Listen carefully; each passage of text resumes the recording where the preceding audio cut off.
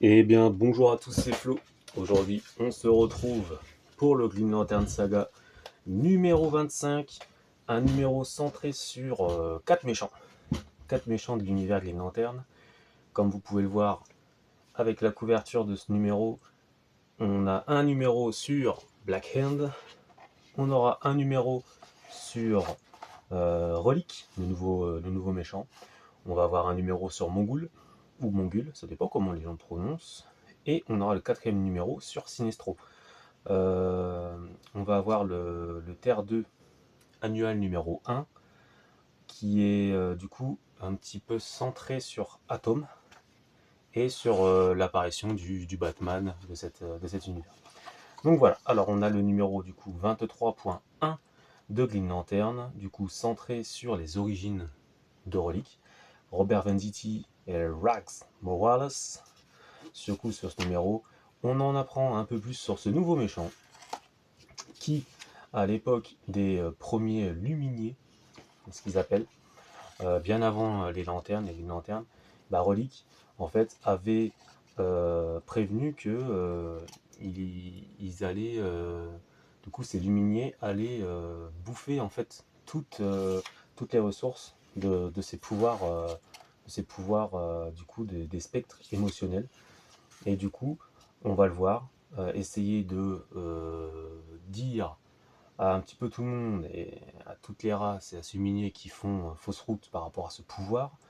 On va le voir construire sa machine pour, du coup, chercher ce qui va éteindre, entre guillemets, ce pouvoir pour leur montrer qu'il a raison et qu'ils font fausse route, en fait, par rapport à tout ça, parce qu'ils s'en occupent un petit peu comme des fous, ils guerroient entre eux.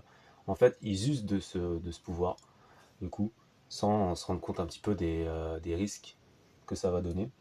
On le voit un petit peu avec la machine, ça me fait un peu penser à Orion.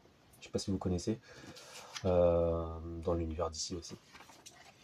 Du coup, on va voir en fait euh, la mort, tout simplement, d'un univers. On va voir la mort d'un univers et comment Relic a réussi à survivre, entre guillemets. Il s'est mis comme un cocon, en fait. Et c'est comme si lui, il avait reset. Il a été reset dans un nouveau monde. Et il voit d'autres lanternes utiliser ces mêmes pouvoirs. Et il se dit, oh, c'est pas possible, quoi. J'essaie de le faire, on va dire, calmement dans mon univers. Il faut que j'y aille un petit peu plus méchamment dans celui-ci. Donc en fait, c'est simplement comme un scientifique qui essaie de dire aux personnes qui utilisent le pouvoir des spectres émotionnels que il y a une fin, il y a une fin à ce pouvoir et c'est peut-être pas très très joli, peut-être pas trop jojo. Donc voilà. Donc là on a une couverture, toutes les couvertures vont se ressembler, vous allez voir, et en VO, la couverture, je vous montre la couverture VO, un petit peu en relief. Je sais pas si on le voit, je l'ai gardé dans le bag. On voit un petit peu un effet un petit peu 3D, il y a de la profondeur, on voit jeter les lanternes. C'est assez sympa. J'aime beaucoup. Je sais pas si on le voit à la caméra. Je suis désolé. Donc voilà, ça fait partie des petits VO que j'ai chez moi. Je sais pas si ça vous intéresse que je parle de mes comics VO, mais je ferai peut-être une petite vidéo dessus un jour. Au moins centré sur la Green Lantern ou quoi qu'est-ce.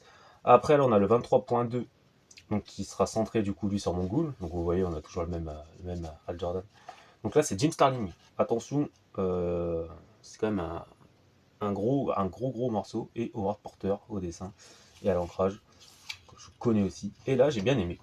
Parce qu'on va voir un petit peu tout ce qui fait de Mongul ce qu'il est tout simplement. Mongul, je le connaissais bien sûr dans ce passage où il détruit Cow City. J'en avais un petit peu lu avec le Superman. Alors, je crois que c'est le Superman Infinite. Vous savez où il y a le tome. J'ai pas lu du tome 1. Excusez-moi, j'ai bafouillé. Mais le tome 2, j'en ai pas parlé parce que c'était Grant Morrison et il y avait l'arrivée d'Authority. En fait, ça cassait sur, sur la série. Et du coup, en fait, il fallait passer du tome 1 au tome 2, au tome 3, je veux dire. Et en fait, j'ai pas suivi. En fait, le tome 2 m'a achevé et j'ai pas voulu continuer, tout simplement. Donc, on va apprendre comment Mongul est devenu Mongul. et du coup, que ses héritiers étaient des conquérants de sa planète, et lui, en fait, c'était des conquérants planétaires, et lui, en fait, c'est juste devenu un conquérant galactique. Donc voilà, le mec a mis un petit peu plus haut le cran, et en fait, on va juste voir, et ça j'ai bien aimé, Mongoul, qui va montrer à ce chef de planète, voilà, comment, comment il va récupérer toute cette civilisation sur qui il avait misé, comment il, comment il va les mettre soit en esclavage, soit en gladiateur, soit il va les utiliser comme matériaux scientifiques pour tester des choses sur eux. Donc voilà, en fait, lui, il est arrivé sur notre planète, le mec a dit non mais ça va pas être possible. Mougoud il a dit ah ok, bon, je vais te montrer. En lui expliquant tout, bah, en fait il le fait. Il y a sa planète, il y a Warworld en fait qui va détruire toutes les menaces qui essaient de rentrer dans la planète. Le mec il détruit tout, il arrive, comme je vous dis, il prend toute la civilisation, il en fait plusieurs classes. Donc voilà. Soit il en fait des soldats, soit il en fait des gladiateurs, soit il en fait du coup des travailleurs, ou du coup le dernier, ils sont dans les laboratoires. Du coup voilà. Et du coup, chaque chef d'État, entre guillemets, chaque chef planétaire, il les décapite et il les met sur des piquets. Et du coup, il lui fait une halle de souvenirs. Voilà. Et à la fin, on apprend que il va se diriger vers les Green Lanterns. Donc, j'ai pas vérifié, mais je pense que c'est le Mongol qui a avant. Ah, je sais pas si c'est le nouveau Mongol de cette période ou le Mongol qui va du coup intervenir dans Green Lantern Corps où il va récupérer les anneaux jaunes. Donc voilà. Peut-être me dire ça en commentaire si vous le savez.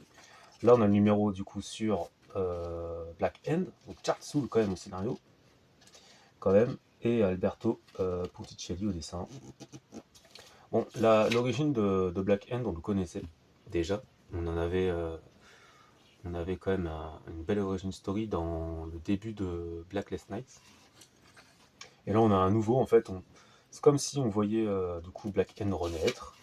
Et il va créer ses zombies, il va jouer du coup avec la mort, il va sortir de prison jusqu'à aller sur le tombeau, sur la tombe du père de Hal Jordan. Et vous savez que Black End, lui, il a sa main coupée.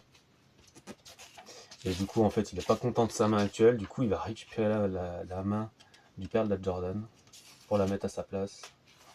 En plus, il l'appelle Monsieur Jordan, quoi. Il y a quand même un sorte de respect avec. Et du coup, hop, il repart. Du coup, euh, envoyer tous ces zombies sur Terre. Bon, j'en parle assez rapidement parce que c'est celui-là que j'ai apprécié le moins. Parce que moi, je trouve que j'ai préféré l'origin story du côté de Blacklist Night, du coup, par Jeff Jones. Même s'il est sympa, pour moi, c'est une petite histoire sympathique. Voilà, une petite issue sympa, on va dire. Et le dernier, bien sûr, le 23.4, Matkins et Del Englishman, Englisham, excusez-moi, du coup, sur Sinestro. Du coup, on va voir Lisa Drake qui n'a plus le livre des Yellow Lanterns et qui va faire en sorte de parler et de se rappeler des origines de Sinestro. Donc on voit comment elle a eu son anneau. Donc voilà. On voit aussi très bien qu'il aurait pu rendre son anneau aux lanternes qu'il lui a laissé et qu'il a préféré le garder pour en faire meilleur usage. Après, attention, c'est l'histoire racontée par Lisa Drake. Donc, des fois, et j'ai trouvé ça super sympa, des fois, on va avoir des choses qui sont tellement logiques, comme par exemple,